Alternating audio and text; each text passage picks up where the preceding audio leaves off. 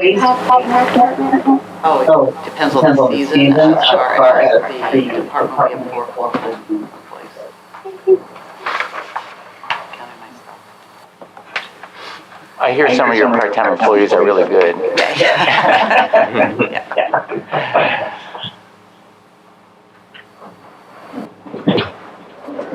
No other questions there?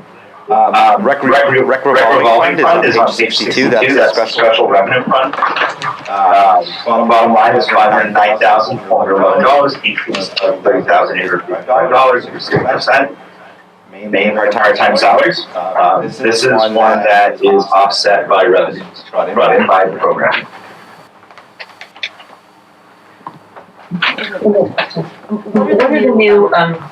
What are the new salaries and what's the what have you contributed to revenue offset?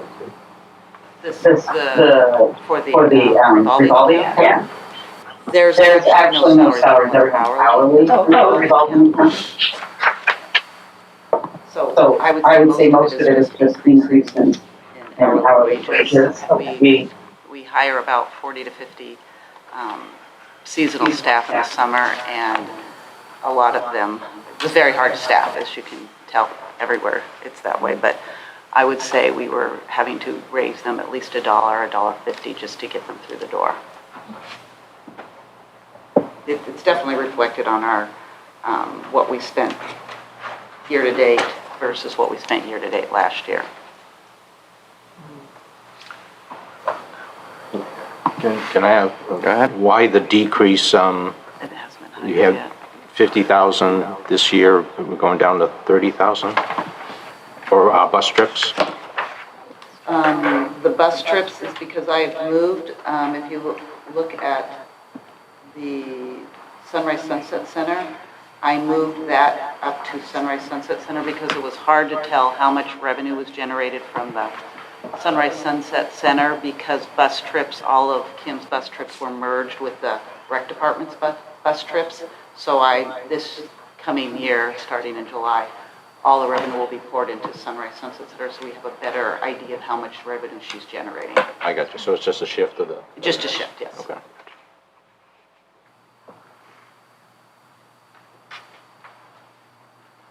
Anything else for recreation? While she's here, I did want to bring up the capital reserve fund. The department requested $62,333. I budgeted $25,000. Currently, there's $171,802 in their capital reserve fund, so that will bring them close to $200,000. So, the reason why I reduced it, I had to get the bottom line of the budget. We're going to cover the capital reserves. Yeah. Is the splash pad part of the capital reserve? Yep, it's in the, you'll see an increase in buildings and grounds for water. Okay. For that, and yeah. Were we talking about adding features to the splash pad, or? Eventually, we did put through a request for $5,000 in capital reserve just for, new equipment or breaking, equipment breaking or anything, but it was just kind of a flat line. Most of the part we'll be able to just cover those expenses under the enterprise fund or the revolving account, but like Steve said, it's mostly, for W. We're not going to add anything right away. We're still working with what we got. Right. Well, it's very nice. Yeah. It's very popular. Yeah. There's Omni pads that allow us to add features, so some of the sprayers that you're just seeing, we can add a feature on it if we want to. So that option was, we purposely did that so we could make it new and different every once in a while, or we can move the features around if we want to, if the sprayer is the right spray for that piece of equipment.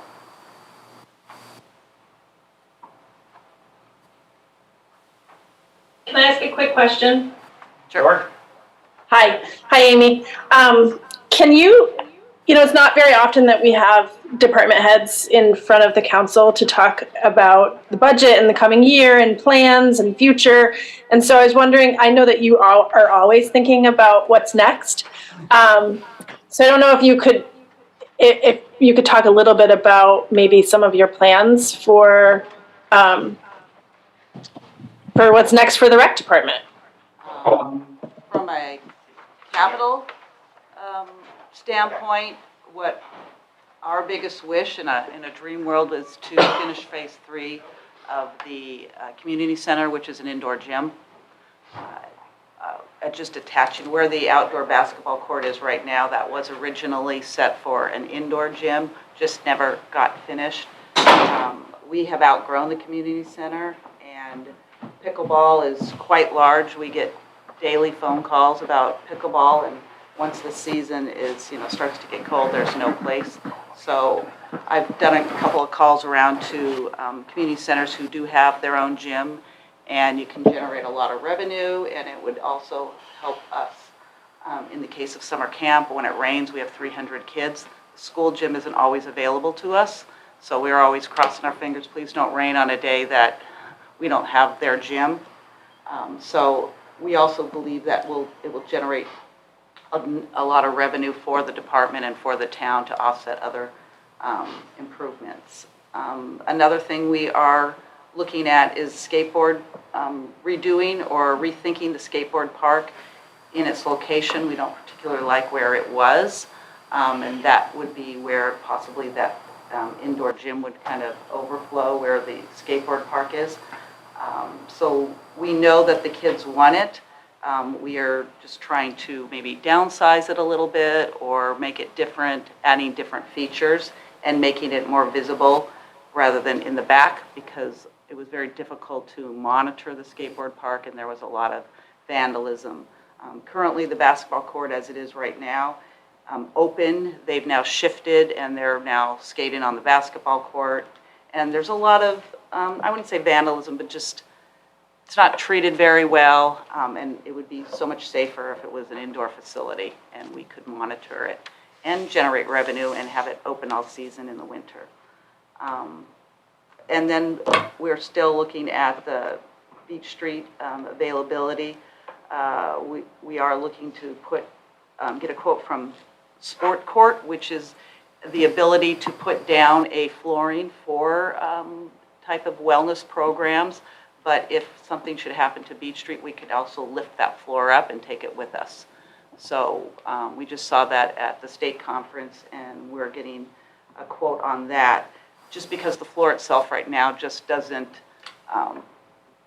yoga instructors don't want to do yoga on a cracked floor. It just doesn't have that vibe. So that's one thing we're looking at and hoping that that can generate some revenue to help maybe improve that facility should it stay with the rec department. Also, one of the things we're looking at is relocating a playground to a different location. That's also on my CIP.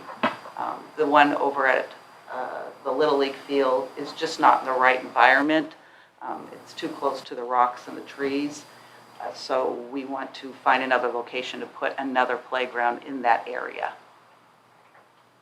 And then general, just a bunch of programming. We have a great staff. And Kim is busy. We have the after-school program running very well. And that's also another reason we need an indoor gym, is just a place to put these kids every day after school. So lots of things going on. Did that answer your question? It did, thank you.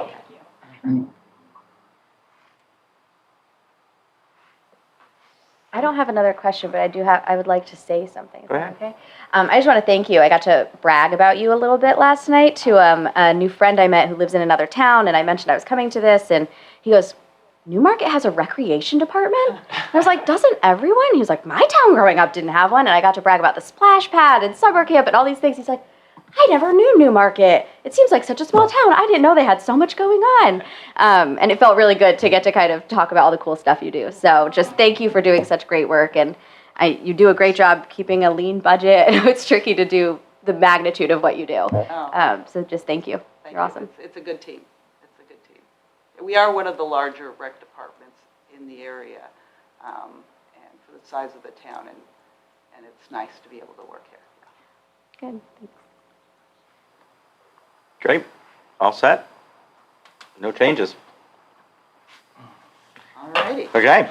The next is police. And thank you for the candy. Oh, you're Oh my welcome. gosh, thank you. It might be a little cold, it was in my car, there's extra bags in the back. Page 45.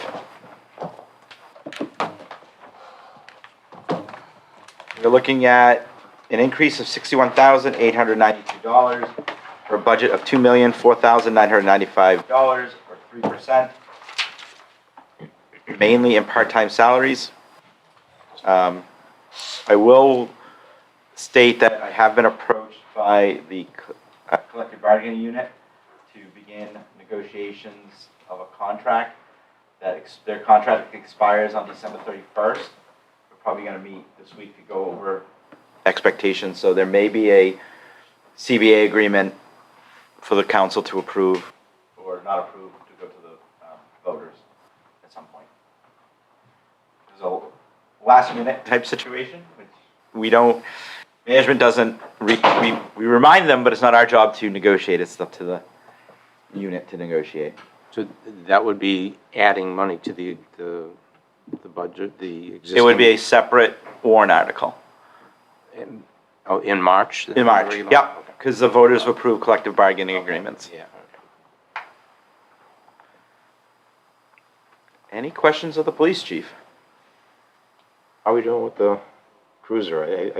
I like to note there that the hybrid cruiser is working out very nice. Any So updates? the hybrid is actually really good. It's been a good cruiser for us. It's the one that we use the most currently. We have checked around, and the next one that we can get is about 2 years away. That's what the dealerships are telling us. So we're checking some different options. We've kind of put a request into a couple different locations to see the first one that they can get their hands on that we would do that. We're looking at buying a pickup truck, which would be kind of a utility vehicle for us. It's actually less money than the current cruisers, but the hybrids are kind of, there's such a demand right now that nobody can get their hands on. But the one that we have has actually been very good for us. The pickup truck is electric or it's? No, the pickup truck's just a normal vehicle, yes. but it's one that we could really use for a variety of things. We just got a sign trailer that we could use to tow it. It would allow us to haul barricades and different things. For example, we had a found canoe the other day and we didn't have any way to get it, so we had to call the Public Works to bring one of their pickup trucks over to get it. But it can still be utilized for some of the same things that we do, because it would be one of the pickup trucks with like the full back seat, so we could still transport people and store all our equipment, but it would just give us a bed, and it actually ends up being cheaper than the basically Ford Explorer, which is what we purchased right now. So we think that that'll be coming in sometime in November, but everything seems to be delayed when it comes to vehicles.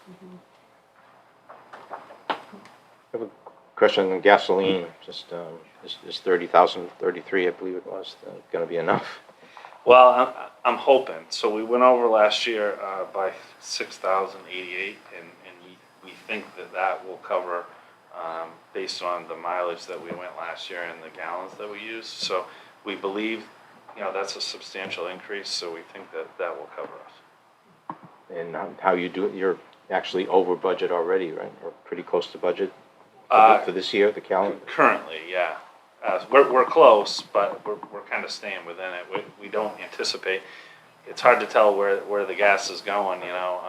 It fluctuates so much, but we think right now that we're in a good place and we're doing whatever we can to conserve wherever we can. Do you share purchase of gasoline with DPW, or We do. It's all through the town, so it does go up and down, and it's a rack price, but that goes up and down with all of the fuel. Right. We have a pump for all municipal vehicles at the DPW, and those employees that use it have a key code and get in and pump the gasoline. So yes, it's one pump for everybody.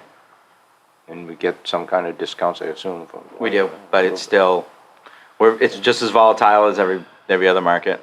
And are we tax exempt? Yes. Yep. What is I'm sorry, go ahead. Oh, thank you. It looks like the biggest change was at the 27 2740, 266 decrease in the full-time salaries?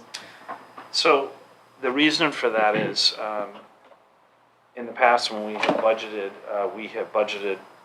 at the higher salary tier, hoping that we can attract maybe somebody that is certified or has some experience. And it didn't work out that we could do that, so we brought in some new officers, essentially with no experience, and we brought them in at a salary that was similar to other officers we had working, with 1 or 2 years experience. A few years ago, we were able to get an 18-year police officer, and with that, you pay him a little bit more, and we were anticipating that maybe we could lure somebody here with that extra money or, the extra pay, but it just didn't work out. So now that we filled those at a lower salary, it kind of is a decrease. Thank you. Yeah, come.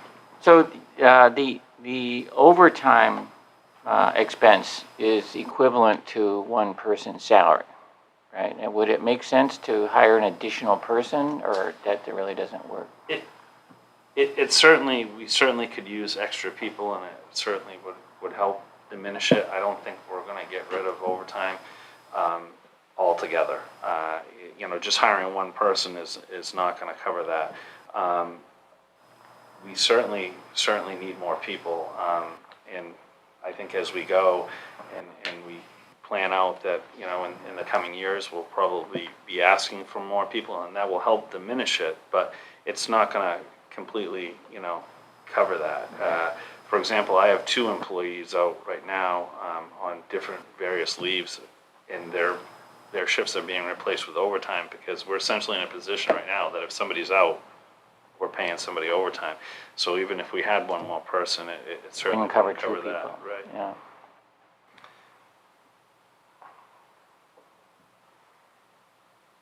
Anything else for police? Okay. Oops, sorry. Scott. I was just curious, what is the price of gas without taxes? Where are we now? I can't answer that question, I'm sorry. I honestly don't know at this moment. I was just curious how much It literally it was. just changed in the last couple of days, and we go by rack price, so I'm not sure. Yeah, I was just curious how much tax was on a gas gallon. 0.9 cents on a gallon. But we're not paying. Right. Because we're tax exempt, so we're not paying on the tax portion of that. Yeah, no, I was just curious Yeah, what yeah. the tax portion was. Yeah. I don't know off the top of my head. Yeah. Okay. So, police capital reserve. Just go back through. It's dispatch. They requested $33,666. I budgeted $15,000. There's currently $175,335.19 in that capital reserve fund. I'm sorry. Capital reserves are 59? yes. Yep. Just since the department head's here.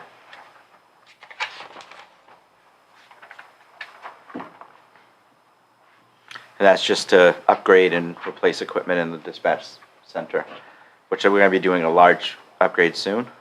Yeah, we've had the people in recently to kind of assess what we need and what we're looking at. And we're thinking in the next year or two that's at least one of the consoles is going to be replaced. Oh, in the building. Yeah, so in the building, in the dispatch center, we have 2 consoles with different radios, different computer equipment, and basically the heartbeat of the center, Right. and some of that stuff is working on between 10 and 15 years old. Yeah. It's just kind of out of date. And was that the request for the 23.6?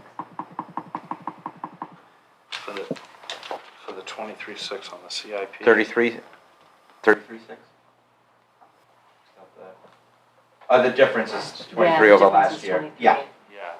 So there were, a lot of that was focused on that dispatch equipment, and also there was some money there that was just going to be a broad overview of looking at the building and all the equipment and seeing what needs to be replaced and what we should be thinking about for the future for the building.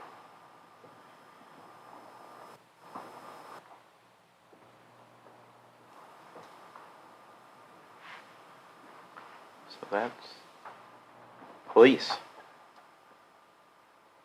Anything else for police? Seeing none? Well, the next department is at 10 o'clock, and it's 9:24. So we can start doing some of the smaller ones. Okay. We'll start on page 1, the town council. There's no increase, $20,350. Sorry. Actually it's page 29. 29. And we'll just plow through these one by one. And just tell me to stop if somebody has a question. That better way to do it. The next page is town manager, increase of $9,340, mainly in salaries and dues and subscriptions. 4% increase. The next page is finance, increase of $451, for a budget of $297,016. The next is HR. It's an increase of $67,848, mainly in health insurance increase of $43,267.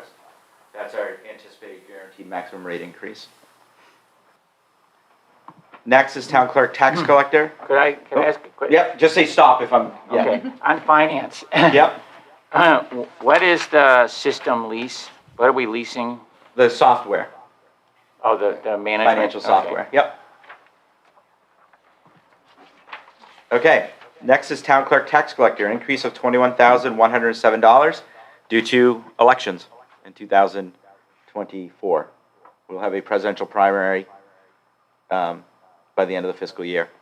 Speaking of elections, are we working now? Yep. November 8th? Yeah, we haven't gotten a schedule. Yep, we're doing that. It's in my report this week, so you will be getting that.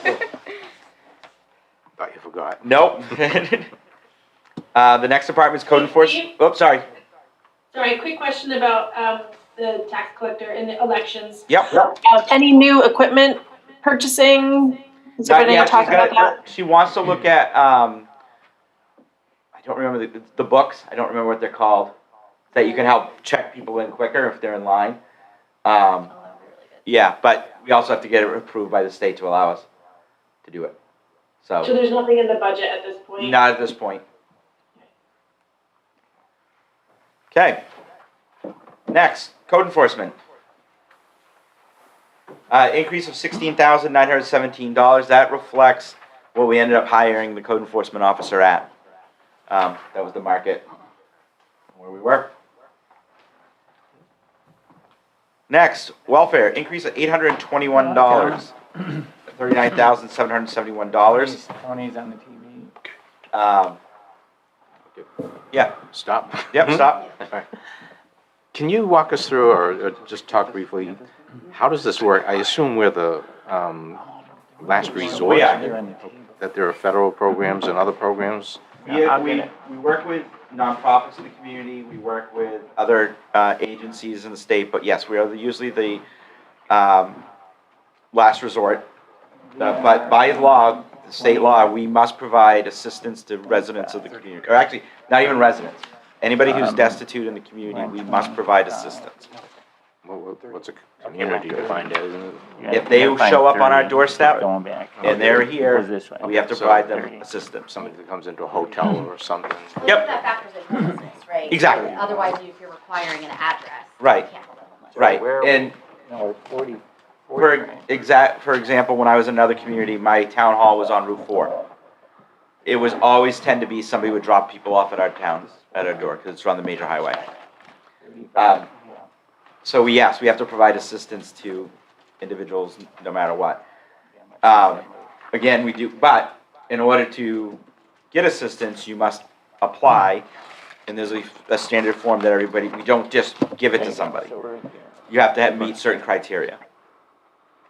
So, two questions I have. And you got this. Given all the issues with rent and whatever, is $9,000 sufficient? We have not had a lot of requests for assistance. But we are also able to go to other agencies, Rockingham Community Action, Housing Authority, such as that, that will provide us assistance before it comes to us. So the bottom line is the $9,000. We have never had an issue of going over line with welfare in my 10 years here. If anything, we've been able to reduce it. Okay. The other question that I have is, every month in the reports, the department report, she's always saying basically the same thing, that they spend a significant amount of time working with people and then the people just stop or disappear or whatever. And my question was, if they had a part-time person or somebody that actually sat with the people all the time until the process was finished, would that be of any value? Yes and no. 9 times out of 10, they don't make it through the process because they don't qualify. There is assistance out there that they can get. So that's why it's mainly walking through the, yeah, I mean, I mean, could you have more hours to help people with the social, like go through social aspects of it and social agencies? Probably yes, but I believe that the current director does that on the hours that she does have. If anything, the flexibility that we have with a part-time person, that they can come in after hours when somebody may be out of, coming out after work and sitting with them, that it's almost more beneficial to have this flex position versus an individual sitting there. We've never had a full-time welfare director. Previously, it was a person in-house on staff for a different department would assist with that. But it was never a full-time, well, when I say full-time, but a in-house permanent welfare person, yeah. I mean, and again, this is one of those departments where you've got, Tony just got knocked off, Tim.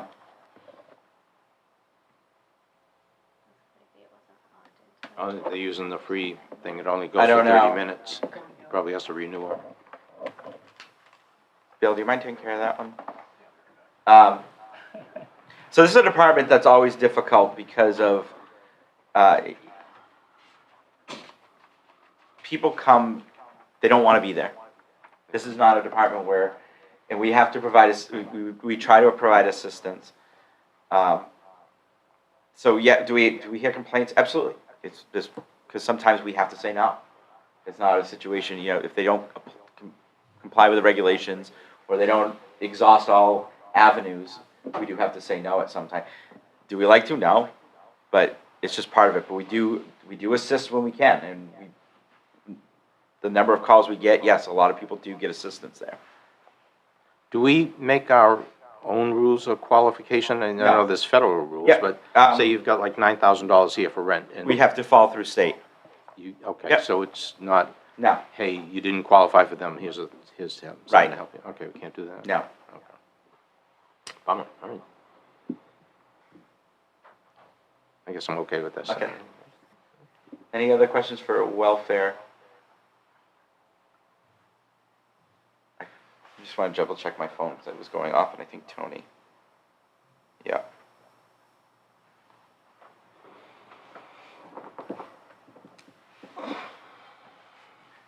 The next one is assessing. This is a contracted service. It's an increase of $6,247. Just an increase in the contract. It provides all our assessing. When I started, we had a part-time employee, and now we have a contracted, and it's actually less money. Aren't we only required to do this like every 4 years? No, assessing we do all the time. The revaluation we have to do every 5 years. Oh, okay. And what we actually do is we do cyclical updates. So instead of doing one massive revaluation like some communities, Right. we do it quarterly, and then we do a statistical update in the 5th year. This actually saves us money okay. in the long run. So, okay. Okay, do we have to do something here? Somehow we get downgraded in the middle of everything. That's I think what we're running into. Yeah. I don't know what to do. She'll be right back on. Okay. Like every 30 minutes. Yeah. I mean, are we gonna have to do this every 30 minutes now? Yep, no. Shouldn't. Do I have to sign in, or is it a? He's gonna get her hooked up to professional, But don't close out. and then she'll be back. I just, Oops. it's over to the left. Yeah, there's an icon on the desk. Yeah, there was an icon on the desktop. The little blue one with the camera. Yep, go to your left. Left. On the Google. Oh, sorry. Is this gonna bunch us out every 30 minutes now? Nope. You know what I mean? Gotta get in there.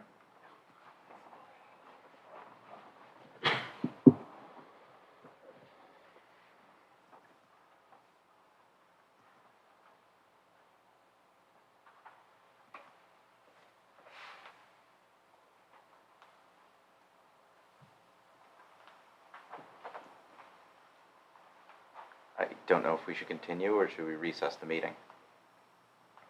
While we're waiting, can I ask a question? Yeah, go ahead. So, if we were to request, if I were to request adding money to a line item, how does, Just make a motion and we can, we can't approve it in this work session, can we? no, but what we'll do is we'll amend the budget, amend the resolution that's on the table right now at the next meeting with the numbers in there. That's all. Yep. Should we just keep going, Tim, or how long? It'll take 2 seconds. We should be good. Does she have this info? Yes.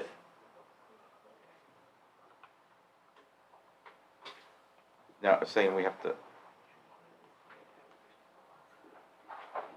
You gotta let us in. We're ahead of schedule, so you can. Yeah. And we're connecting. Recording in progress. Okay. There she is. New view. Can you hear us, Tony? Yes, Okay, thank you. sorry. That's okay, so we apologize. That's something that was on our end. So, we're now on legal. Which Can I is, chime in about welfare? sure, Second, sorry if you guys passed it, but Yeah. I just wanted to kind of give it my 2 cents a little bit. And that's a couple of things. So over the course of like my tenure on the council, we've certainly cut welfare like over and over and over again.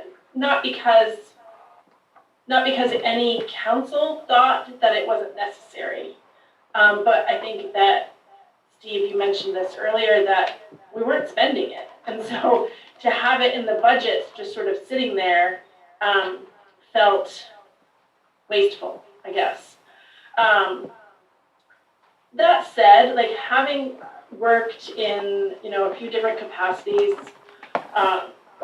in my experience, the people who are applying for welfare, typically don't have the resources to get all the documentation together. It's a really lengthy process. I mean, I haven't looked at our forms in a long time, but to have all that documentation and everything that you need in order to qualify for welfare can be a burden in itself. Not to mention whatever burdens that a person has in order to get them to a point where they're applying for welfare. So I always, whenever I read our welfare director's reports, I want to make sure that people understand that I don't think, at least in my experience, that people are just walking away from the welfare system, from the process because they don't feel like doing it anymore, or they're lazy or anything like that. I mean, it's typically because it's hard. It's really, really hard. So I just want to say that publicly so that people understand where some of the hesitancy is coming from. I guess that's what I would call it, or maybe lack of, however, again, like the way it's framed sometimes in those reports, I feel is a little condescending to the people who are applying. And So that's all, I just wanted to say that. And we understand that, and it's, to be honest, it's difficult because we're talking about government money and taxpayers' money that we have to protect. And that's why sometimes it's cumbersome to do the field. And that's why, to be quite honest, we point people to the social agencies which have more flexibility in distributing funds than the government does. And that's why we're the last resort situation the most times. So, yeah, that's exactly it. Yeah, Tony's right. Okay. Next, legal. Increase of $7,000 is a contractual obligation. Town attorney is on retainer. So we do not have billable hours for him, for the firm. Not him, this is the entire firm. We may have an additional expense in the coming year due to cable franchise negotiations, but we should be able to maintain that in the operating budget. Could I ask a question? Sure. Does he just tell us it's, and it's an 8% increase, or? We're doing yes, he's coming up with a new contract this year, so we're estimating 8%. We have not had a new contract with Donahue Tucker in a number of years. One of the benefits, when I first got here, our legal counsel was on an hourly basis with a different firm, and the bills were close to $160,000 to $200,000 a year. So by having them on a retainer, it's twofold. One, it saves us money. Two, department heads and staff are more apt to call the attorney to seek advice. So it's less expensive by having the attorney involved at the beginning than having to clean it up at the end. Do we ever do an RFP or whatever? We have not since we did one when I got here. We should probably do another one. Again, when we did it the last time, the only firm that did it for retainer was Donahue Tucker and Chandler, our attorney. The rest were all hourly, so I think that's the reason why. But we can always go out again. Well, it just seems like it would, if nothing else, make us appear to be fiscally responsible, right? Adherence of fiscal responsibility is very important. We can do that. We'll do it in the coming year. Any other questions there? Seeing that, I believe everybody from library is here. You guys want to put a hold on going through this and just do library? Okay, we'll start early. Library, page.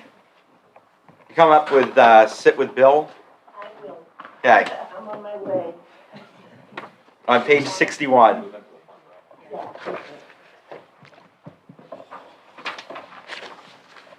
Good morning, everybody.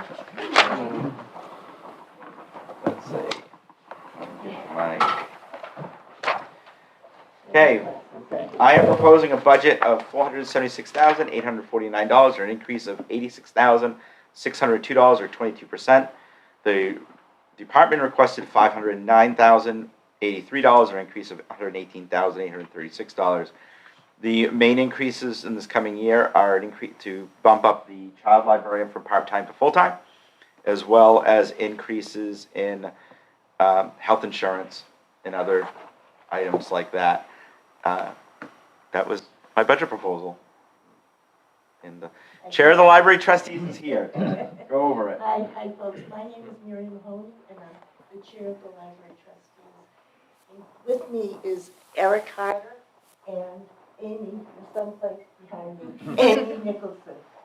I want to begin just by addressing one issue that's in the library budget. Library use in the past year has just skyrocketed.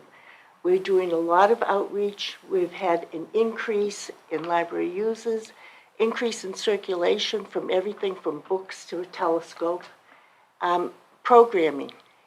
We have programs on almost everything. This excludes the children's programming, which has also skyrocketed. Library use has gone up. Library users have gone up 50%. So we're quite pleased. It's been a lot of hard work for the staff, but we're really pleased with the results. Now, speaking of staff, I would like to address the staff salaries.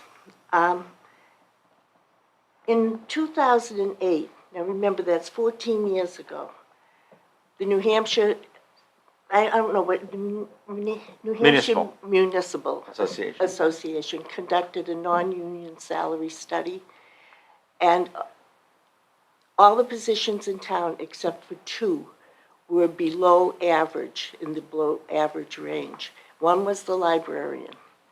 We have continued to hire in the past 14 years in that below average range. So we're already 14 years behind. Because we were cognizant that there was a current town study for non-union workers. But unfortunately, that was not going to be ready in time for this year's budget. So the trustees requested that our library director poll the 9 communities that are being used in the town study and see how we fit in with their range. Unfortunately, once again, we were below average. Based on that polling that we had done, that study, the trustees voted to adjust the library's salaries to the low medium of the range that we looked at. And that's what we put in our budget. When the town administrator looked at the budget. Manager. Manager. I'm so They just confused. switched I it, don't so know it's which- fine. I've worked for managers and administrators, Yeah. so I'm confused. I've been both, so, here.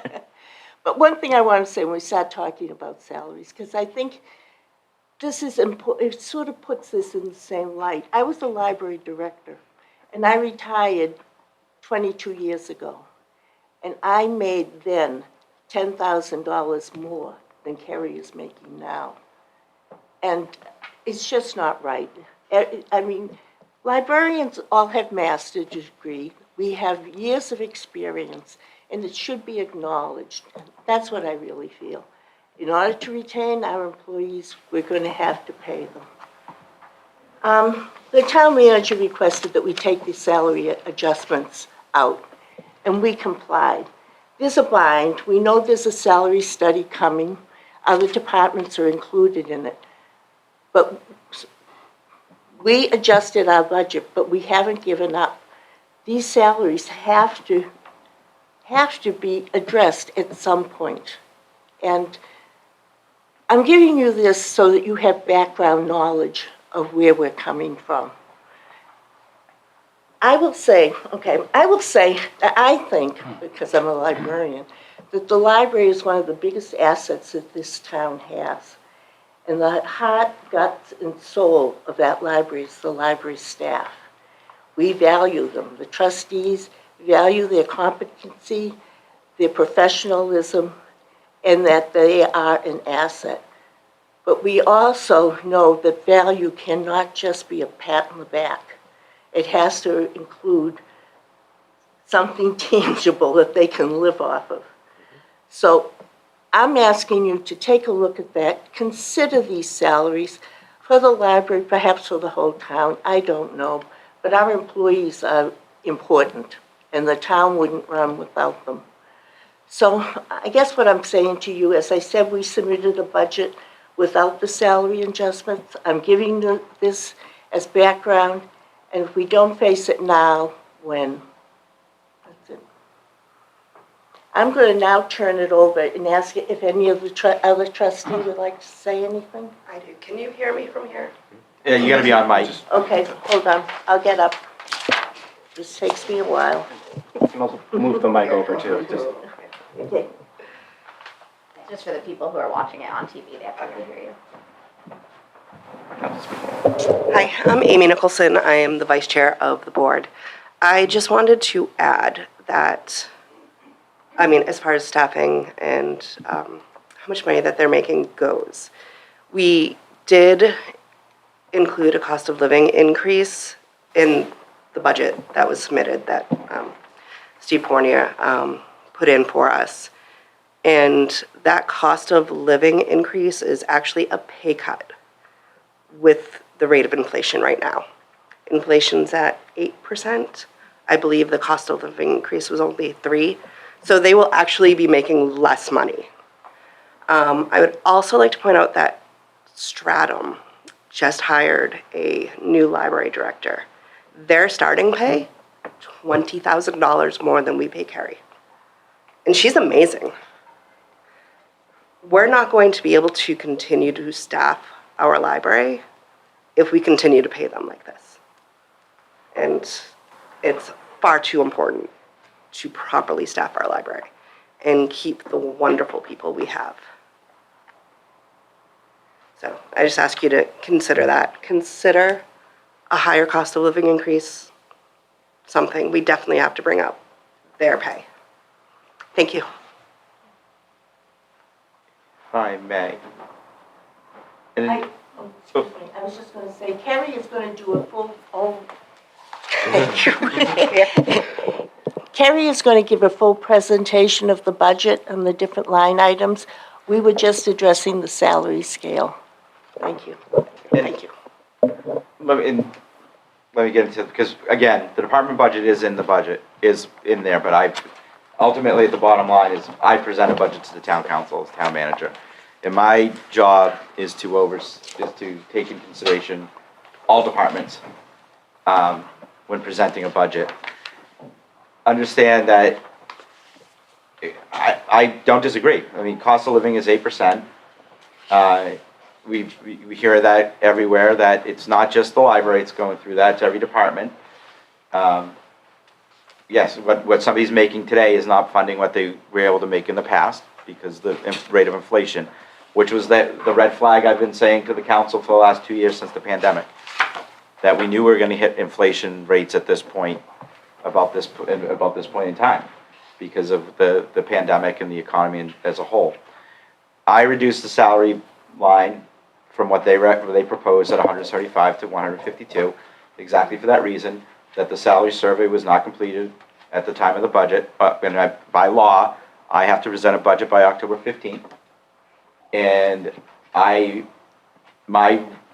role is to ensure that there's fairness across the board for all departments.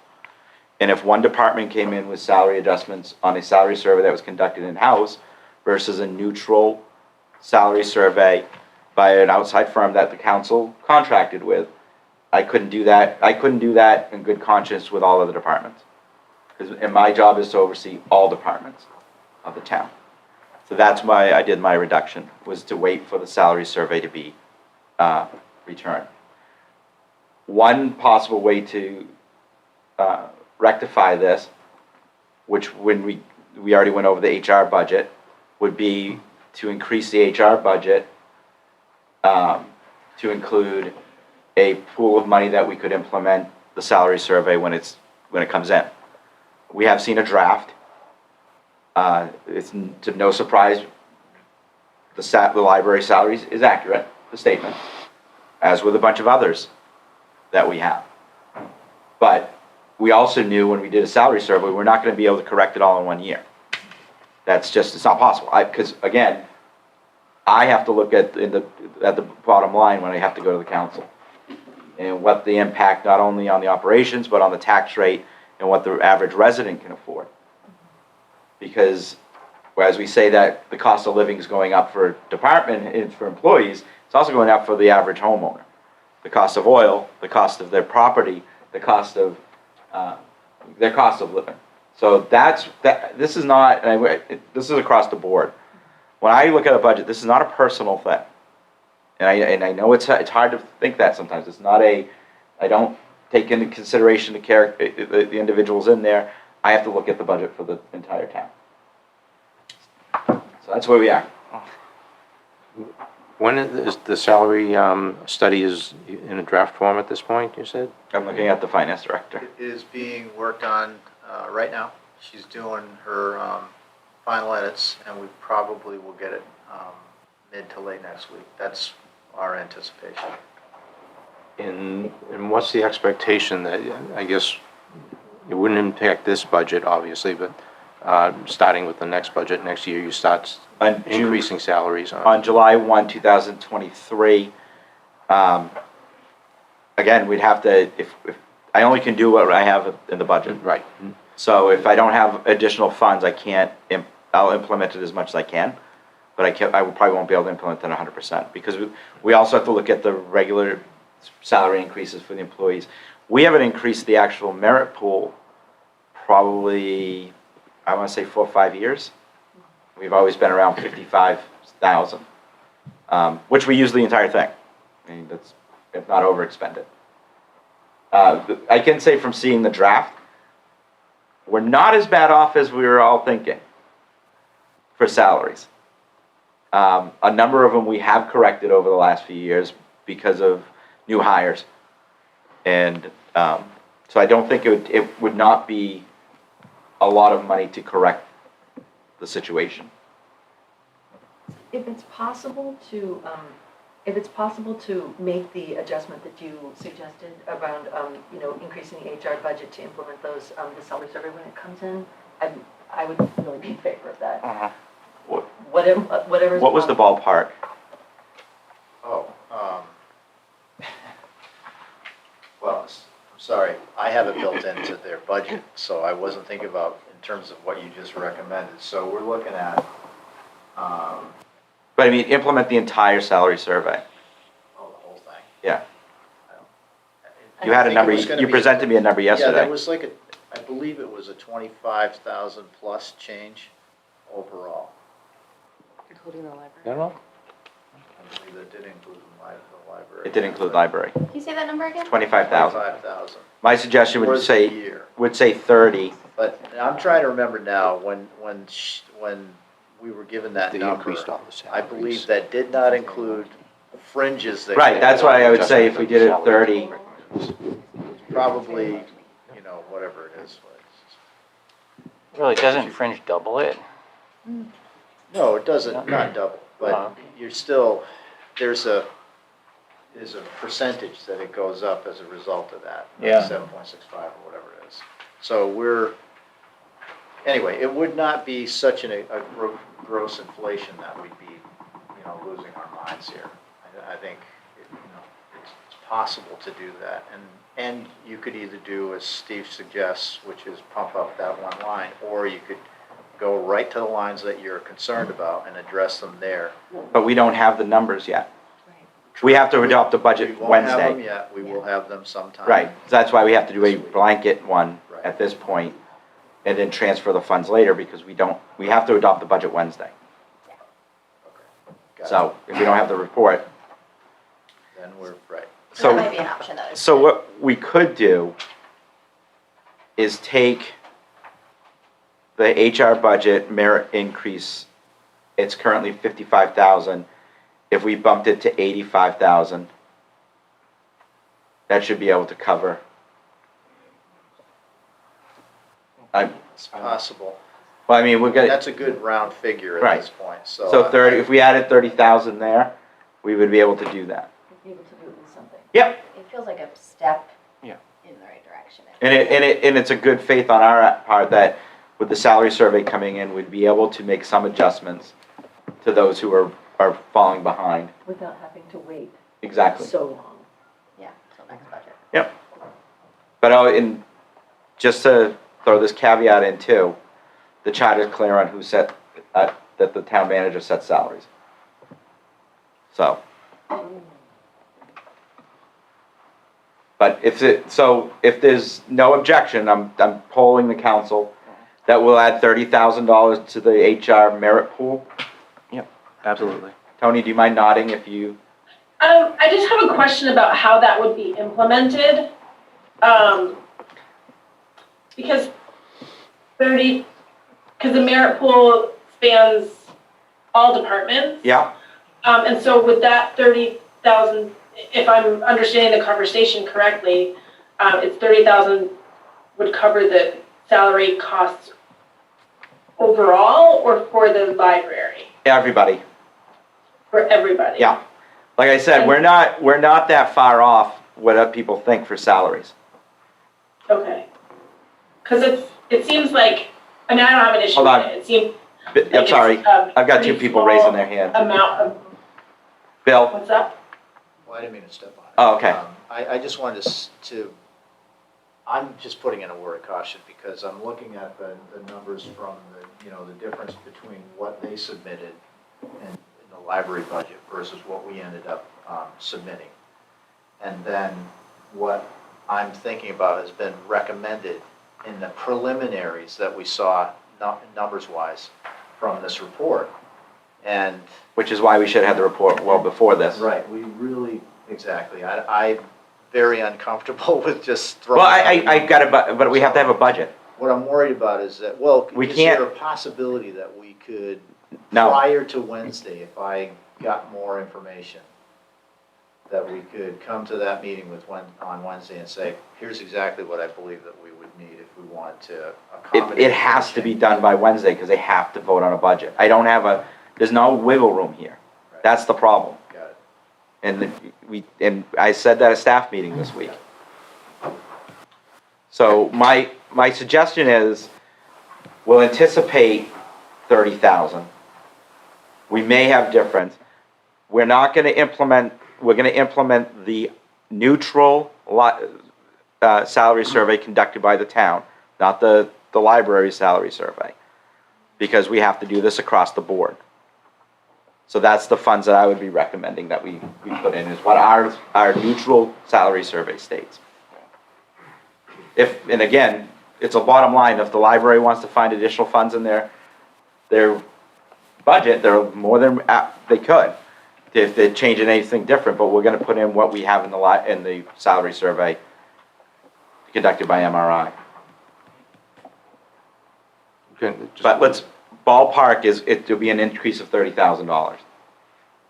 would we know Wednesday the difference of? If we don't, no, it's gotta be, there's no ifs, ands, or buts. I'm not in disagreement with that at all. Right, and I'm kinda disappointed we don't have a number now, so. I wish we did, but. Again, I would be in favor of adding money to the HR budget. Okay, it looks like that's what we'll do, we'll come up with a round figure for the entire town to implement the salary survey and go that route. Sure. Yeah, you gotta come up. It's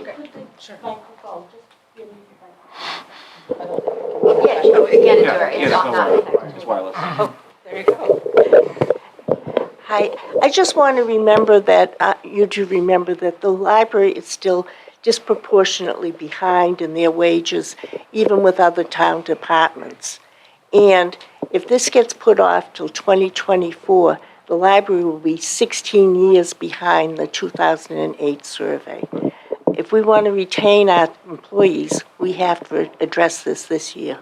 Well, it is gonna be addressed this year because the budget starts on July 1, 2023. Before that, you'd have to find in the current operating budget if you want to implement it. So that's the difference.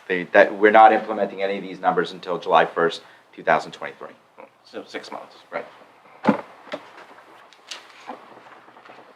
Back to the budget. Okay. Good morning, everyone. I'm Carrie Cronin, Director of the Newmarket Public Library. A year later, I think I've had a chance to meet all of you at this point. I did prepare a budget narrative that I'd like to distribute, along with an infographic that just gives some of the highlights of the year in review. So I'll just hand that out quickly. And this will be the document, obviously, at top. Thank you.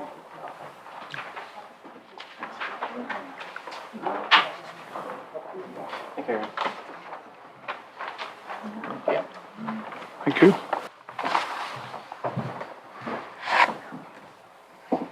I just wanted to just say a couple of things about the highlights of the past year. I think we enjoyed a very successful year at the library. In addition to the town appropriation, we received an ARPA grant for early literacy in the amount of $10,469, which has enabled us to implement a play space, Mother Goose on the Loose programming at the library. It's become a very dynamic place, a very important part of the town's social infrastructure where families come. They schedule play dates, kids meet new friends in the space. We have homeschooling groups meeting regularly at the library now. It's really had a tremendous impact on the services we've been able to offer, and we're so excited about that. It's also increased our partnership with other town organizations, including the Recreation Department and most recently Lamprey Healthcare. Just this past week, we were able to implement a little free library that was donated by the Rotary Club of Durham Great Bay. It was decorated by one of our local artists through the Arts and Tourism Commission. And the Friends of the Library have committed to supplying the books for that on an ongoing basis. So we're very excited in the ways that we've brought the library out into the community in the past year. We've also done a number of pop-up libraries at the community garden, at the Halloween Haunt last year, at the community church, at the Recreation Department. So we're really enthusiastic about some of those changes.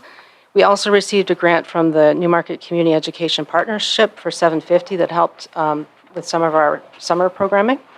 And the New Hampshire Humanities offers incredible programming, and we benefited from about $1,000 worth of programming last year that was all on Zooms, so that was a wonderful enhancement as well.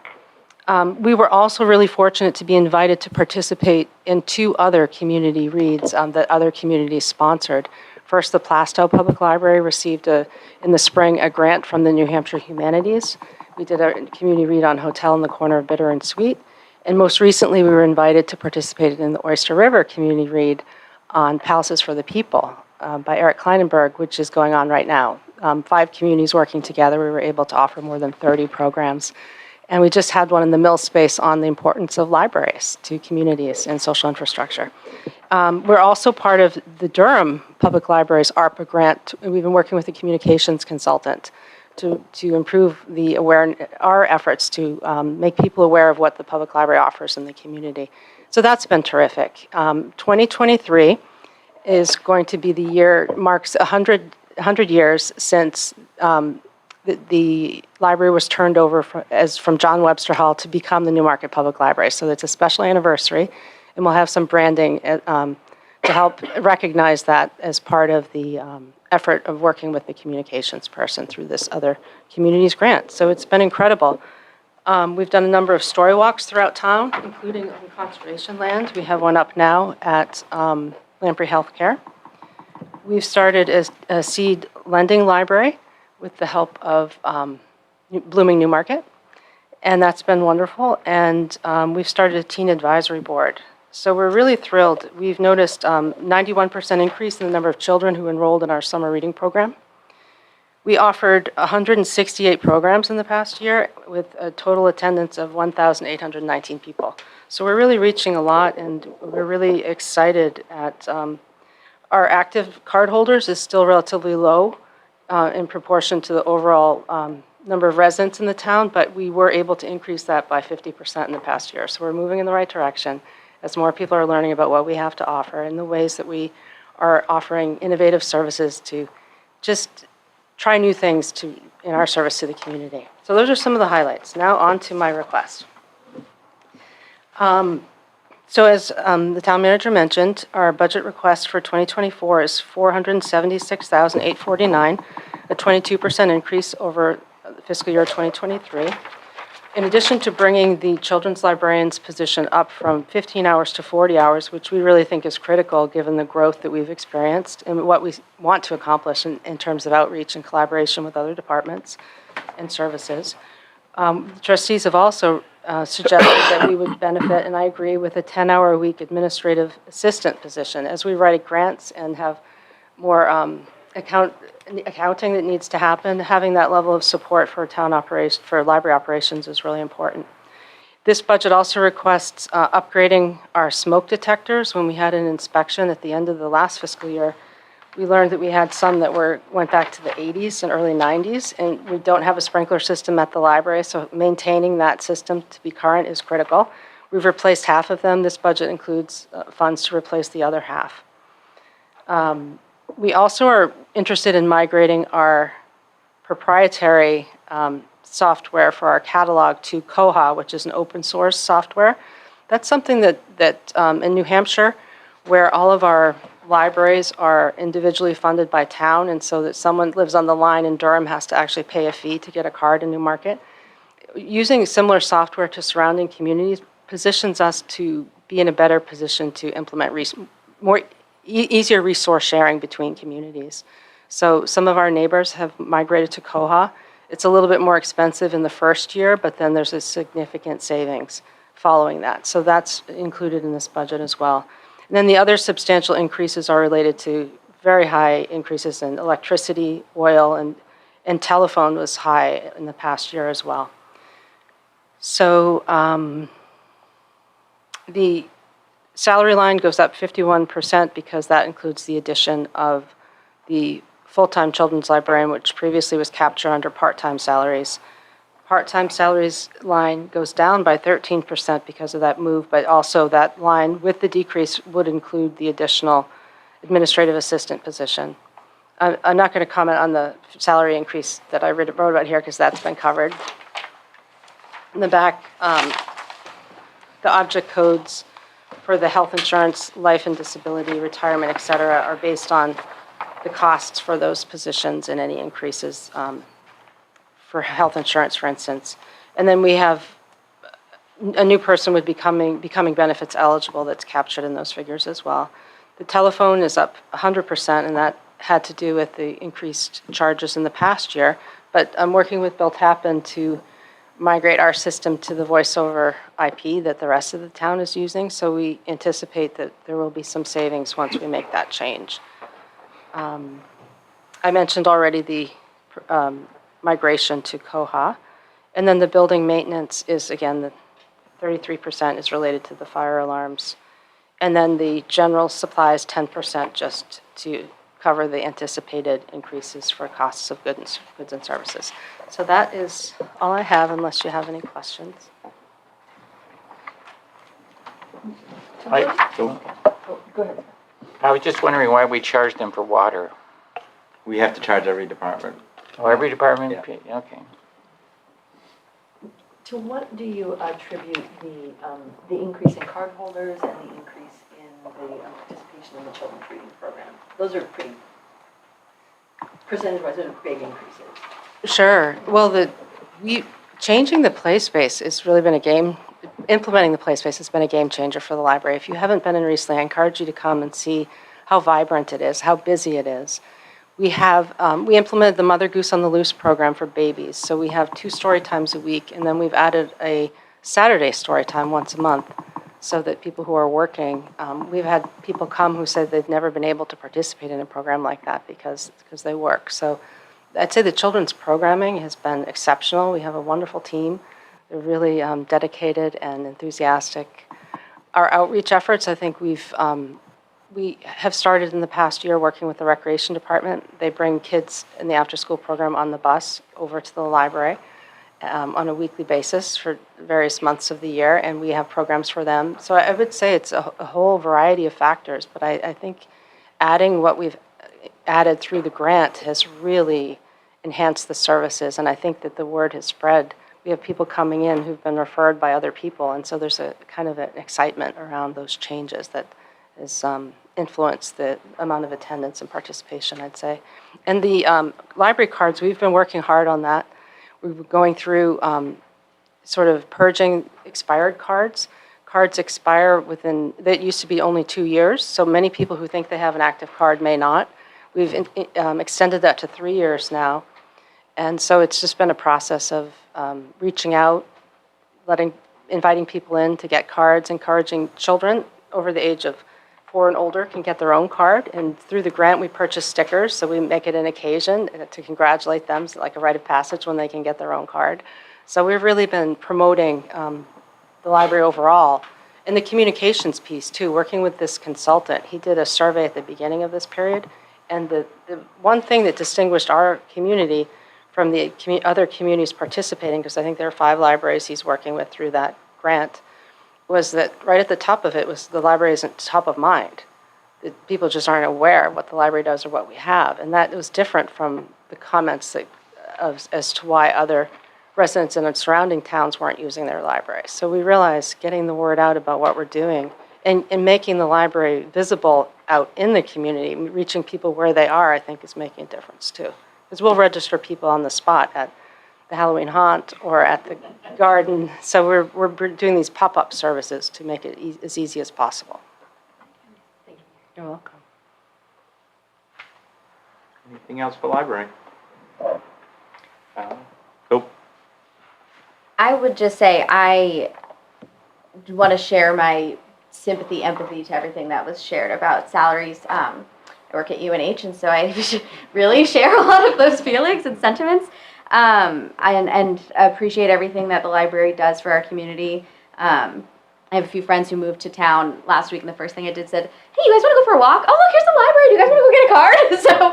So definitely just appreciate everything you all do. And I do want to also just acknowledge that, unless I'm reading this incorrectly, it does look like the library is getting the 2nd largest percentage increase of any department.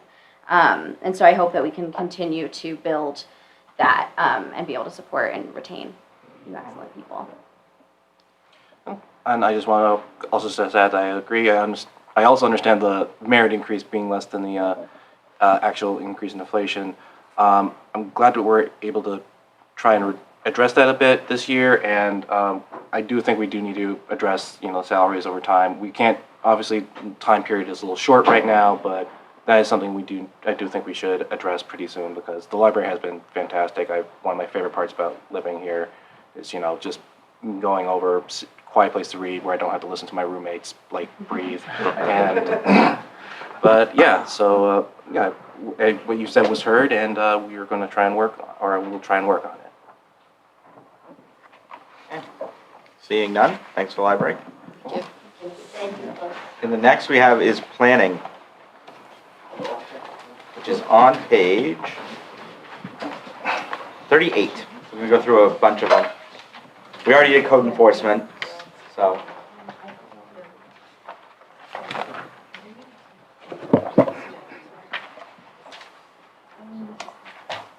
Shot and my COVID booster yesterday. Okay, how you feeling? There. I was feeling fine until like 5 minutes ago. It's starting to hit me. So, planning, increase of $2,589, mainly salaries. Nothing different there, really. We'll go through a bunch of these. We can go through a couple of land ones, and then we'll hit the capital reserve funds. The next is Conservation Commission, increase of $334, which is part-time salaries. Economic Development is level funded at $30,000. Yep. And then we'll just go to the Capital Reserve CIP Committee recommendation, which is on page 59. Can I ask a question about Conservation Commission? Sure. So what is the Conservation Commission, the committee meeting, the Conservation Commission? Yep. Okay. Yep. So capital reserves, okay, there's an error on the spreadsheet. The difference between, last year we appropriated $499,000. I'm proposing a capital budget of $444,000. It says an increase of 30, but it's not. It's a decrease of 55, or 22%. The department heads requested $570,999. The board increase of $160,000. The main differences between mine and the department heads. Again, we already went over police and recreation, and I think those are the only two big ones. There is one area that the CIP committee did not recommend. I thought it was the department not recommending, but as such, I would actually ask for an increase, and that's the fire department. This is their lease payment for their vehicles, and the committee did not recommend, for some reason, an increase in there, but we should have $50,000 in there. I think we had, when the budget committee changed the salary, we had they asked for 50,000 put into the budget that was approved, but was not put into the CIP and CRF, right? Or was We it? did not, you're right, we did not transfer it to capital reserve Okay. fund. Okay. So, that would be my only addition. If we did, would still be under what we budgeted last year by $5,000. Can you just touch base on some of the things that the CIP committee recommended that you did not? Sure. First thing is, understand that I do not reduce the contribution to capital reserves on projects. I reduce it by levels of the reserves, as well as, this is where I go for the bottom line. Because we shouldn't be contributing to capital reserve funds if we don't have, my philosophy is I try to do that from fund balance. So if you haven't noticed it, it's almost the same amount as I withdraw from fund balance. Because I don't want, if we did not do that, I wouldn't want to impact operations. I try to keep operations level in case of economy.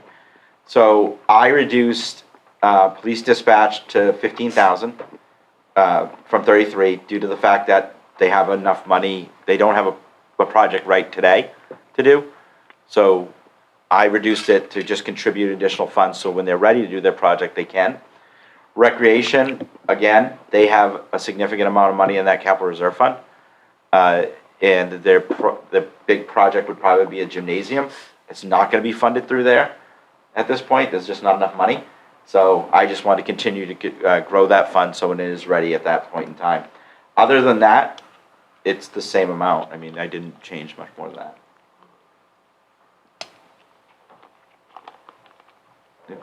Bart, am I missing anything from the? The CIP committee did recommend a new capital reserve fund. I don't know if you want to talk about that, about Shine to Park. Oh, yeah, they improvements. requested a park capital reserve fund. My feeling is there's enough money in the rec revolving fund to do maintenance from there. Or we can use the current recreation facilities capital reserve fund to do the work there. They were requesting 75,000 Correct. to put in there. I just don't have, I don't have the bottom line this year. I mean, if we add another 75, we'd be looking at almost a 30-cent increase in the operating budget. And is that for Shanda? Correct, shoreline area. I was wondering, is it for that Living Shoreline project or unrelated? Yeah, it's for the study.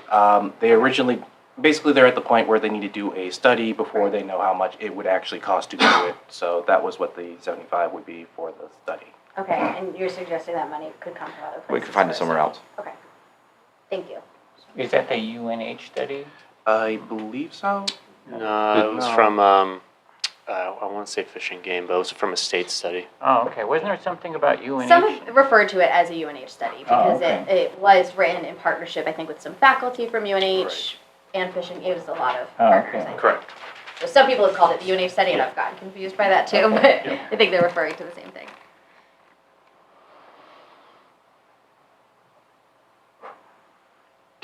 Can you talk to the stormwater management, or did the fact that there was proposed $25,000, but then there's nothing? Because there's proposed for department heads? there's 201,000 in their fund. That already have it, Yeah. already covered by them. Right. And we haven't, only thing we withdrew in fiscal year 22-23 so far is $3,000. Yeah, stormwater management, as you know, is a mandate. Right.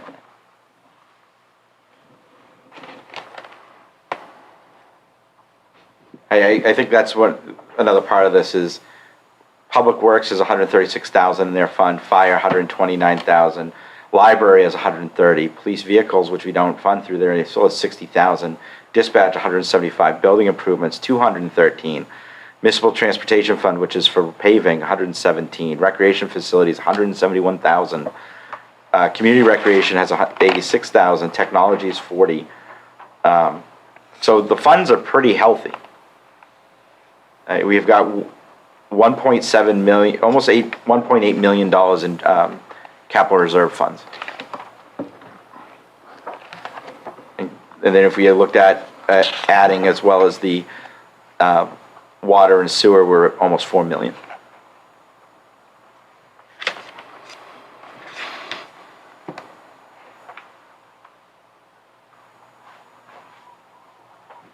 Any other questions on capital reserves? So if there's no objection, just from polling in the council, add 50,000 to fire? Yes. Yeah, okay. Yeah, You said that was for the lease for the vehicles? correct. Yeah, I think it's important Yep. that we have those vehicles. Yep. Okay, that's capital reserves. And I think that is all we have for planning. Thank you. So next, on the schedule, we have environmental services. We're about 40 minutes ahead of schedule, so that's water and sewer. That is on page 64. And I'm going to kick this off with a discussion about using fund balance. You guys all received a memo from me about potentially increasing the operating budget by $1.2 million, and on the flip side would be removing $1.2 million from revenues, from surplus to offset that additional revenue. Since I wrote that memorandum, we determined that the state law allows the council by unanimous vote to withdraw monies from the fund balance to offset, to be putting into a capital reserve fund to do the project. It's the only situation I ever see out of state law that says it requires a unanimous vote. I would recommend, and I'm not asking the council to vote, but I'm just looking to see if there's any objection to me doing it this way, that we would do it that way versus doing it through the budget. The reason why, we can get it done quicker. We're getting a number of complaints for the residents near Creighton Street that the trucks that are bringing septic in are going through there. If we be able to do it quicker, then we can start. You can start sooner. However, again, I'm not asking you to vote, but it would require a unanimous vote. So I'm more looking: is there any objections of going down that route versus waiting till June by inflating the budget by 1.2 million and then reducing and also inflating the revenues by 1.2 million to offset it one time? I think it makes more sense. We've done this in the past. We did it my first year here on a sewer project for legal, and this as well as something I believe for wastewater. So we have done it, and we do have the funds. The fund balance is very healthy, so we can do it. There's no concern there whatsoever. John, you want to add? The Creighton Street is a very narrow road. The trucks, we're seeing like 5 to 9 trucks a day now. It will slow down come November. Creighton Street was built to take septage, but not septage at this volume, and it's a lot of wear and tear on the equipment that's there. What we are doing is moving the septage up to receiving station, up to the wastewater treatment facility, where what it will do is it'll take all the truck traffic out of the neighborhood and the park, which is a good thing. It'll also allow us to take more septage. It'll also allow us to put the septage into the process at a more even rate rather than slug loading it. It does improve the treatment process, so our total nitrogen going out to the river is being decreased by a substantial amount. It'll also help on reducing labor costs on receiving septage because it'll be a card system, and we won't need to have somebody go down to Creighton Street every time a truck shows up.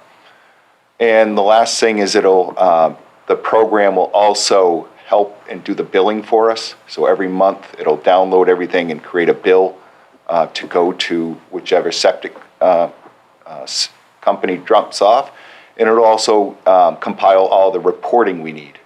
So it'll actually reduce a lot of the administrative costs that we're incorporating right now. Do the trucks drive all the way to the well site there or whatever They come down to Creighton Street via Creighton Street. They come down next to the Legion and then go down to the shore where our pump station is. Right, so they drive all the way to, oh yeah. Yeah. So the last like 1,000 feet is like pretty residential little thing, Yes, right? yes. And sometimes The well had to your plant, whatever you call it. I mean, by the way the crow flies, must be only 1,000 feet or something. it's not very far. Yeah. Yes, it's not very far. So the pump station goes right up along the up and along into the wastewater treatment facility. Right. The new route they'd come down New Road. And then go into the. Then go in, yes. Yeah, that makes a little sense.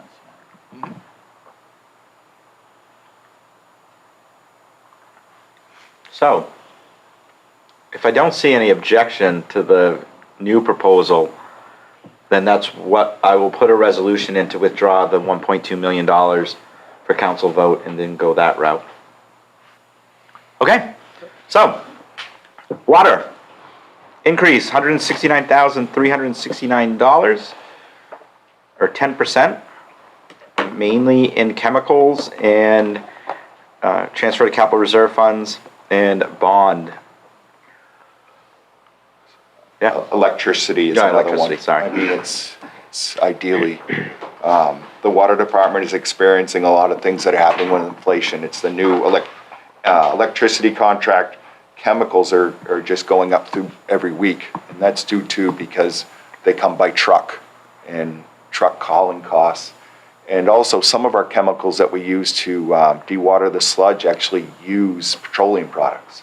So those are going up as well.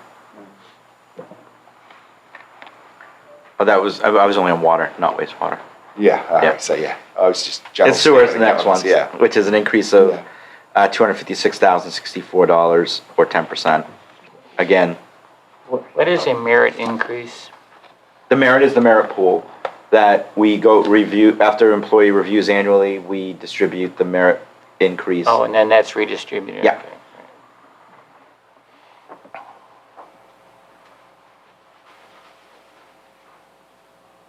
Any other questions for water and sewer? Yeah, this is one of the big ones that you can see that the impact of inflation on the budget. The next one, when we get to buildings and grounds, you'll see that as well. Water rates are set already for The water rates will be going up. The intention was to go up the next year for 50 cents to meet the obligations of the water projects. However, due to inflation, they're going to have to go up continuously. However, we are maintaining a strong fund balance, so we don't have these big slug increases. So we're able to do smaller increases over time rather than hitting the residents with a huge increase all at once. So this budget wouldn't have an actual 10% increase on the water fees? No, it will not. No. Corresponding. Well, there was a planned 50-cent increase. Anyways, which is eventually to the average user, that's $24 a year. On the wastewater side, the septage receiving, the septage is actually offsetting a lot of these increases. So we actually have taken in 2.3 million gallons of septage this year, which equates to $230,000, which can be used to offset the rates. Any other questions for water and sewer? So if you just look at these budgets, it suggests that investing in solar wouldn't be a bad idea, right? And I mean, $132,000, just for electricity. I don't know, there isn't a whole lot of free land over there, but I know we have them on top of the fire station. There's a lot of land behind the fire station. And the problem we're seeing with solar though too is we can't get the cells. The market in general for cells are having a hard time with the construction, so those prices are going up. But I completely agree, yes, anything we can do to offset it, we will do it. And we've done the energy studies to make sure we're operating at optimum as well. So I mean, we're trying to do everything we can. Any other questions? Seeing none, it's water and sewer budget. Thank you. The next, anybody want to take a break? Or keep going? I'm all set. Okay, let's keep going. Next, Public Works Administration, page 46. We have the Public Works Director, thank you, as well as the town engineer here. We're gonna have a number of budgets to go through. First, for Public Works Administration, increase of $1,486 or 0%. The big difference, the department requested $95,000 for overtime. I said they need to manage where they are at $70,000, which was an increase of it was a level funded from the previous year.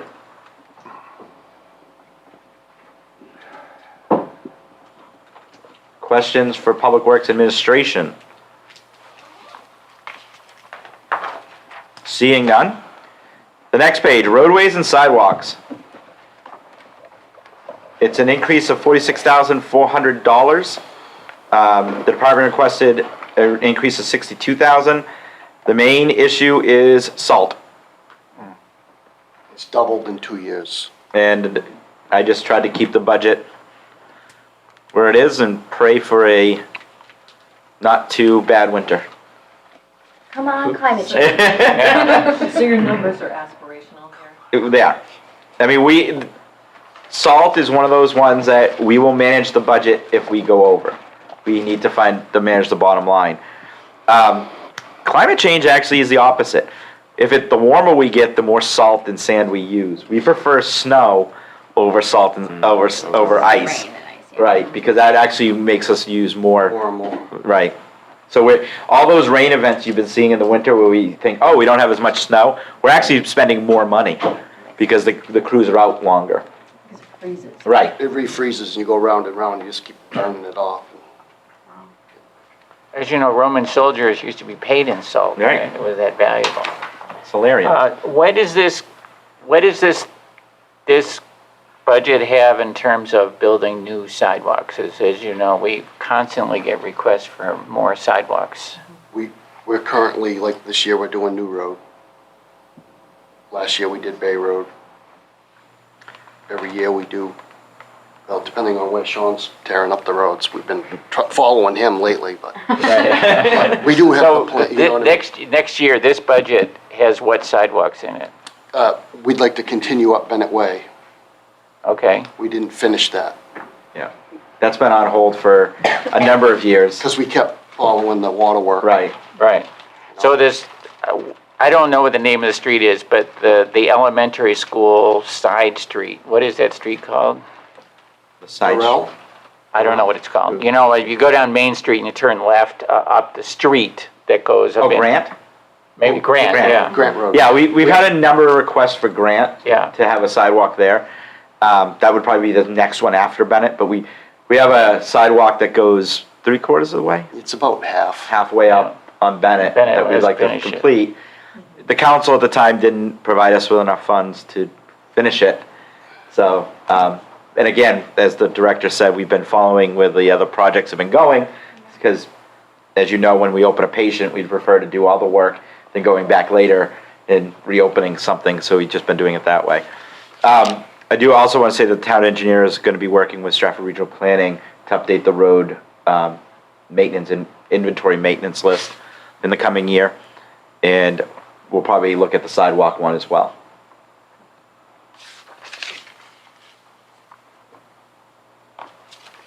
Questions on roadways and sidewalks? And, you know, as we said, anything we do in here for roads, we have to do less because of the fact that oil prices are going up. We may level fund it, but it means it's less roads being done. Okay. Next, streetlights. We have to pay for streetlights. $33,000, no increase. Are all the streets now, lights now LED? Yeah. Yep. They're also dark sky compliant. Yep. Yeah, if you go above, it's all dark. It's all downlit, so. Very nice. Yeah. The next, bridges. $5,000 for guardrails, just replacing guardrails that are out there. Would it be cheaper to just let people fall in, or? No, the insurance that comes in. The next is the big one, buildings and grounds.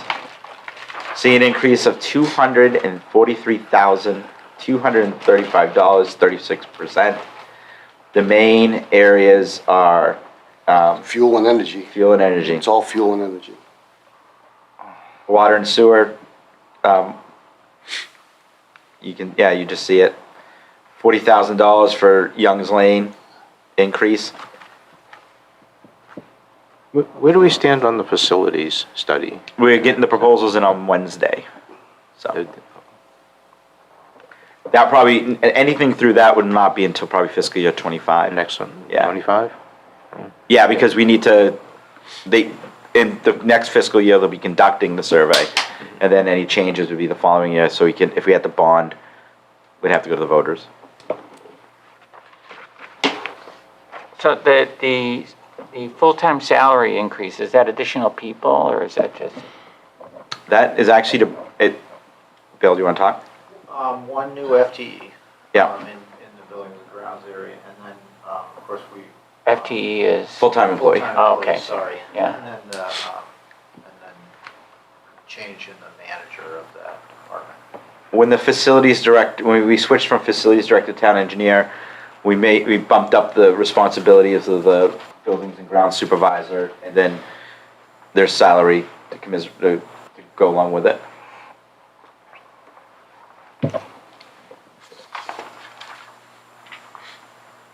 I'm sorry, where are the culverts in stormwater? What department is that? Where's That was roadways and sidewalks. Roadways. Oh, can we go back to that a second? Okay. Sorry. No, Moonlight Brook, we want to do a study, of Moonlight Brook. I'll have the engineer come up to you on this one.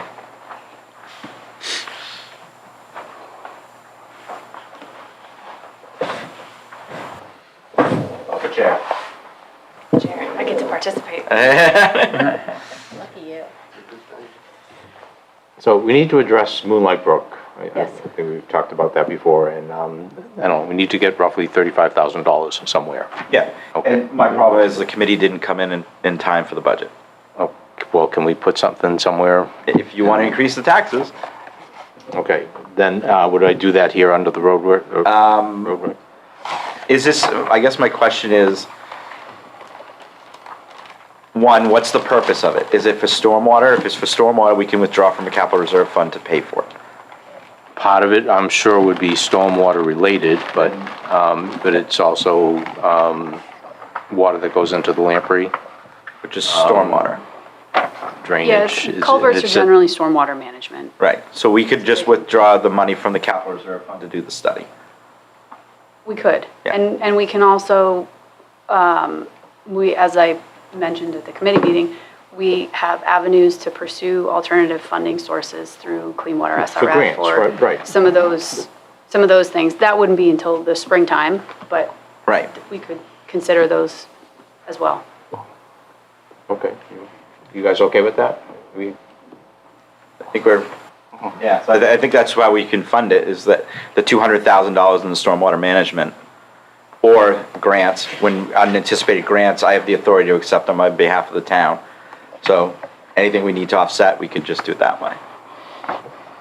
Okay, so I can propose a resolution that says, let's go do this. As soon as the committee comes forward with a grant, yeah, we can, or when we're ready for the study. Even if they don't have the grant, we can potentially.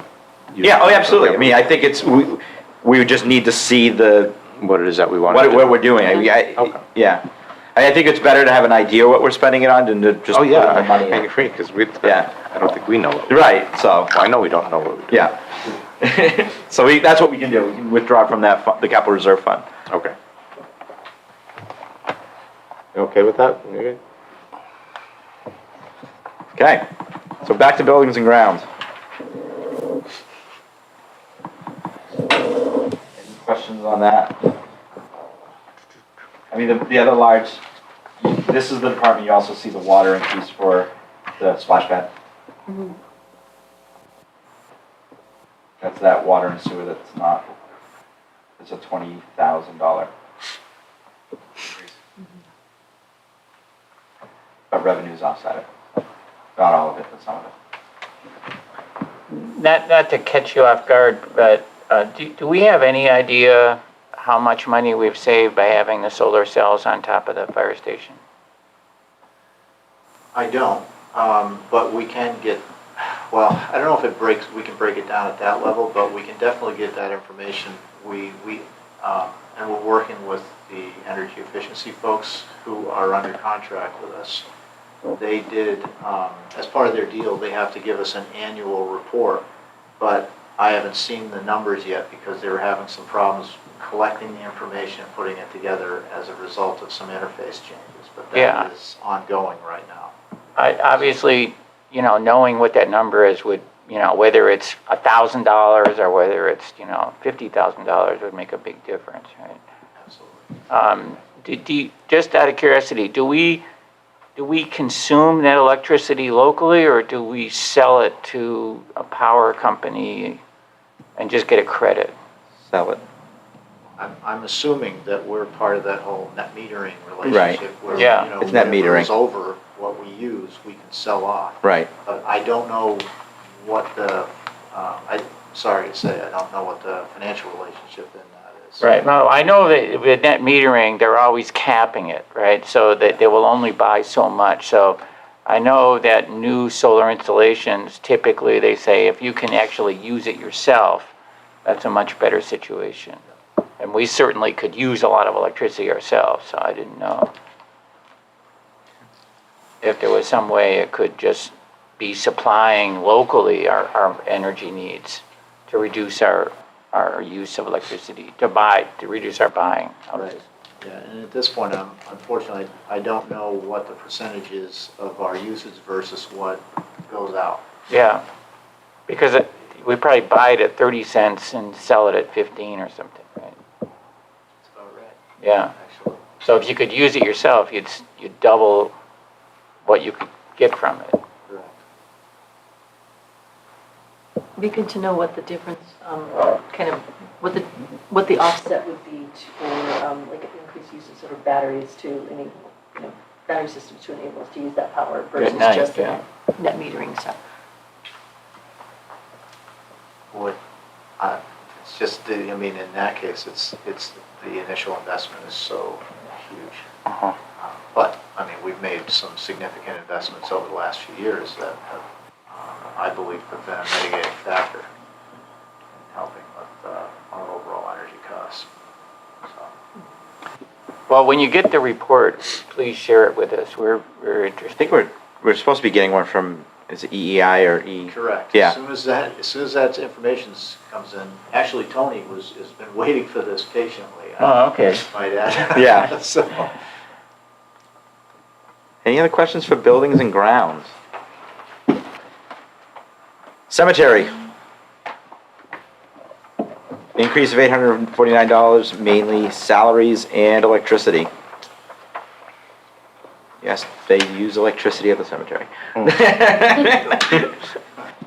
My first year was we debated over a gate. Remember that? And I said, well, I gotta keep them in. Especially on Halloween, right? Any questions on cemetery? Seeing none. Motor vehicles. Increase of $23,000. Mainly diesel fuel, $22,000, gasoline, $11,000. Decrease in equipment maintenance because we have newer vehicles, so we're not having to maintain it as much.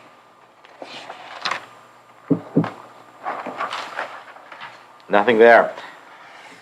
I believe that's, solid waste. We'll go to solid waste real quick. Could I ask a question? Sure. So, I don't know how we do this budgetarily, but would it be possible for us to place orders that are 2 years in advance? Does that have to be in the budget? No, it doesn't have to be in the budget. As long as we have the vehicle line in there, as soon as it comes in, we put the money down and we'll pay for it. So yes, we're ordering the vehicles, so as soon as they come in, we receive them. Right. Okay. But yeah. Okay, solid waste, page 63.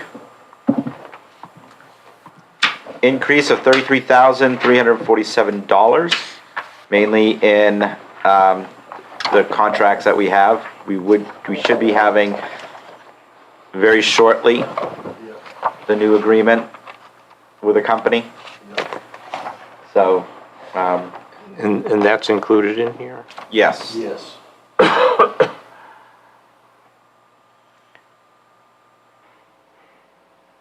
Any questions on solid waste? Seeing none, I want to thank the Public Works Director and ask the Fire Chief to come in to discuss the Fire Department budget on page 53.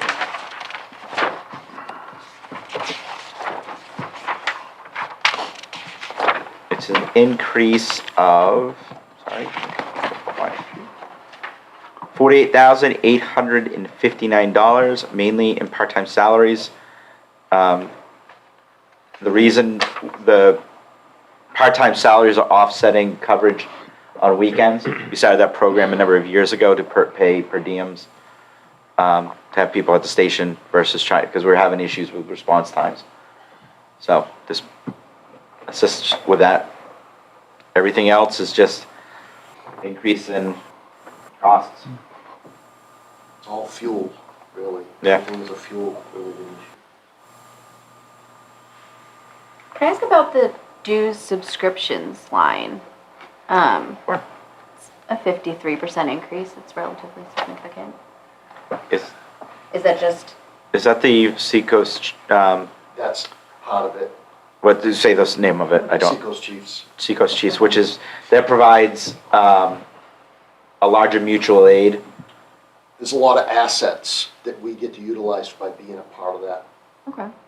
major assets of things that we don't have to buy as a community, but we're there, we can utilize them if we need them for something. For example, if you go near if you go to the fire station, the Seacoast Chiefs Command Unit, we host it, which is the large, if there's a big truck that has all the communications and stuff in there, in case of a large incident.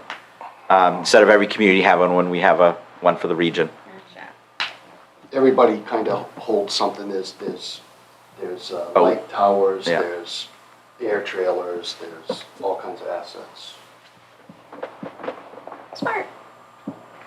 Whatever happened to that, I don't know what you call it, the bed that went into the ambulance that the insurance company wouldn't pay for? Gurney? The gurney? Was that it? Stretcher, yeah, the stretcher. Did we just end up buying a new one, or whatever happened to that? We did buy a new one. So the insurance company never paid us any? They gave us money for the stair chair, I believe, but not the cot. Yeah, that's just ridiculous. Unfortunately, Stryker has to certify it. Yeah. And once it's in that kind of an accident, that's the criteria. And the insurance company didn't agree. Right. And they're not gonna certify my cot, so if it gets in another accident. Yeah. And somebody, you know what I mean? It's one of those, you gotta have it certified every year. Yep. And they just wouldn't, they said it didn't meet their criteria, but Stryker is it. That's it. You can't go. Yeah, no, I understand. You can't That's- have, yeah. Steve Fornia say, oh, yeah, that's good. You know what I mean? No, but like, that's what they said, because they had some third-party guy look at it, and he goes, we looked at it and it looks good, but they have a criteria and that's it. Once you meet that threshold, that's it. They don't Yeah. care if it looks good. They won't certify it. Right. That's what happened. Further questions for fire and rescue? He's still working on getting grants and for the upstairs. Yeah, we'll have some numbers shortly. It's a challenge right now with the market like it is. The problem is some of the subs, like the plumbers and the electricians, they're like, my quote's good for 30 days. Well, by the time we get through the process with you guys and all these things are going so crazy right now. Like, we all went to bed the other night and woke up the next day and gas was 38 cents more. It's that, you know what I mean? So it's just hard to, so we're probably gonna have to have like a number and it's not to exceed, and there's a little contingency in there. So when they do actually get here to work, we can be like, okay, the budget is this, but it's not to exceed type of thing. It's just so hard. Everyone gives you a quote now and it's like, this is good till Monday. It's like, that's not practical when we have to. Right. But that's the way it is. It's that crazy. Something just doesn't go up a couple cents. It could be $10,000 more for all the light, you know, it's that crazy right now, so. That's where we're at. Well, 7% mortgage rates will probably fix that, right? Yeah. Anything else for fire rescue? Seeing none, we're gonna turn the page and go to insurance, property and liability insurance. It's an increase of $18,074. Our insurance, nothing there.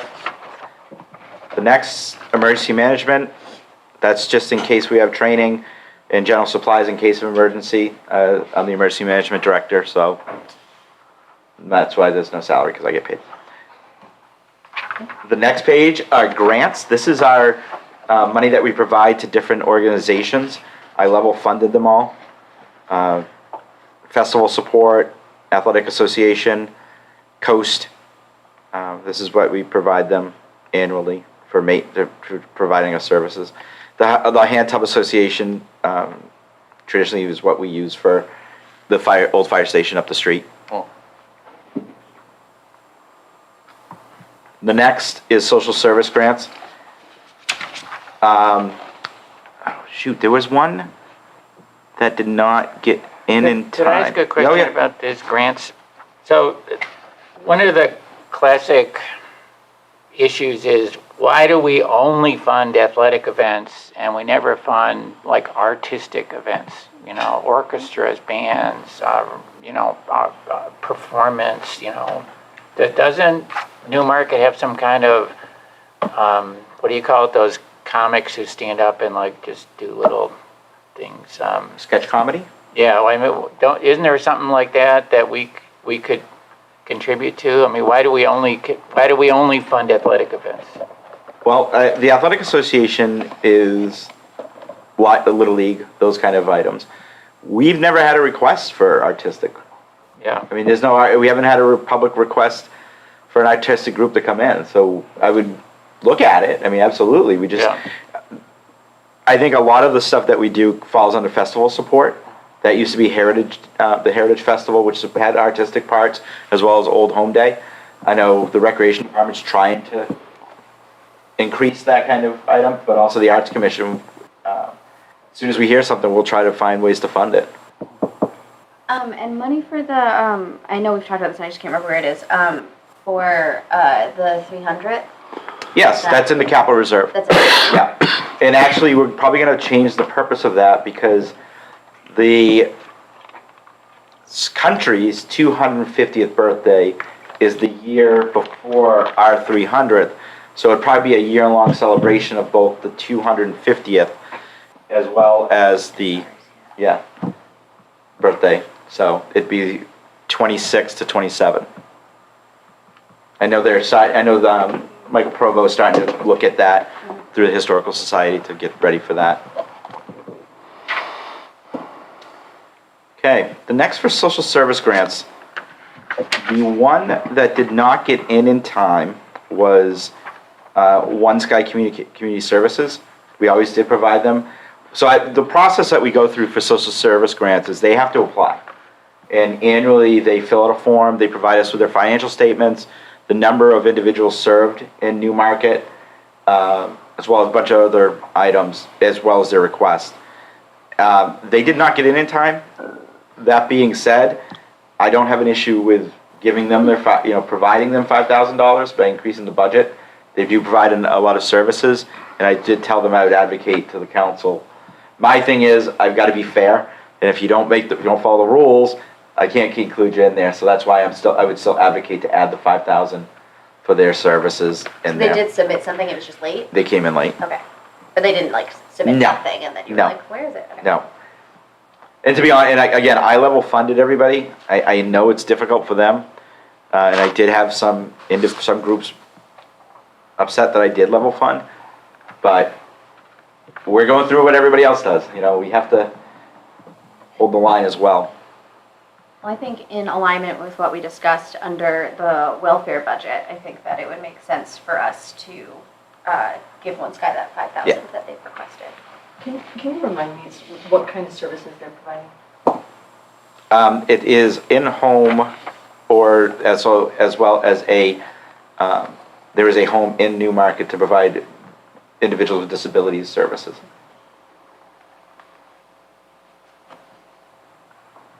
So, seeing no objection, we'll add that in there as well. Okay, we're flying through. The next and final department is Patriotic Purposes. It's $2,500 for the Memorial Day Parade. My understanding is we will try to have the ceremonies this year. We do the pandemic the last few. It was fits and starts of trying to get it back off the ground, but we provide a grant to the American Legion and the veterans to do this for the community. Are we going to go back to the HR, or did we? I think what we can do is, if there's no objection, we'll earmark $30,000, but we'll have a better figure for Wednesday night, and we'll make a recommendation for the amendment that evening to add to implement the salary survey on July 1. Okay. That being said, that is your fiscal year 24 operating budget. So we're looking at about an $85,000 difference between the town managers and town council's budget right now. Again, we'll have a final figure for the